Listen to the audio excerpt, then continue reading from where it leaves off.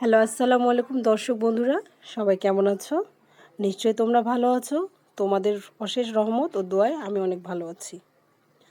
আজ আমি রান্না করছি করলা ভাজি। করলা খেতে পছন্দ করে না এমন মানুষ খুঁজে পাওয়া খুব কঠিন। তাই আজকে আমি করলার গুণাগুণ নিয়ে আপনাদের সামনে শেয়ার করব। করলা নিয়মিত খেলে শ্বাসকষ্ট দূর হয়। করলায় রয়েছে অনেক গুণ। এর অ্যান্টিঅক্সিডেন্ট শরীরের দূষণ দূর করে, হজম শক্তি বাড়ায়।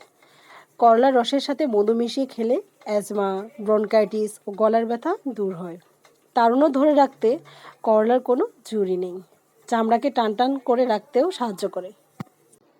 করলা খেলে উচ্চ রক্তচাপ ও চর্বি কমায় শরীরে। করলার তেতো রস কৃমিনাশক হিসেবে আমাদের শরীরে টনিক হিসেবে কাজ করে। করলা দৃষ্টিশক্তি ভালো রাখে। এছাড়া ডায়াবেটিস নিয়ন্ত্রণেও কিন্তু করলা অনেকাংশেই সাহায্য করে। করলা শরীরে হিমোগ্লোবিন তৈরি করে, রক্ত উৎপাদন তৈরি করে। করলার ভিটামিন সি ত্বক ও চুল ভালো রাখে। ম্যালেরিয়া জ্বরে করলা বিশেষ ভূমিকা পালন করে। করলা শরীর থেকে বিষাক্ত পদার্থ বের করে দেয় ও রক্ত পরিষ্কার রাখে। করলার সবচেয়ে বড় গুণ হলো দর্শক কি জানো?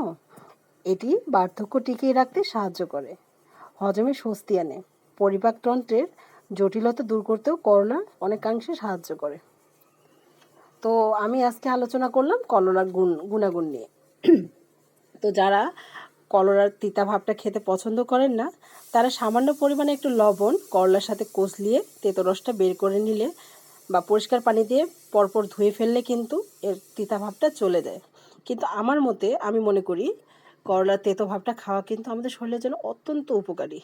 কারণ এতে এত পরিমাণ গুণাগুণ ও ভিটামিন রয়েছে যা শরীরের আমাদের অঙ্গ প্রত্যঙ্গে কিন্তু খুব সাহায্য করে। এটি মানবদেহের জন্য অত্যন্ত উপকারী এবং আদর্শ খাবার হিসেবে কিন্তু গ্রহণ করা যায়।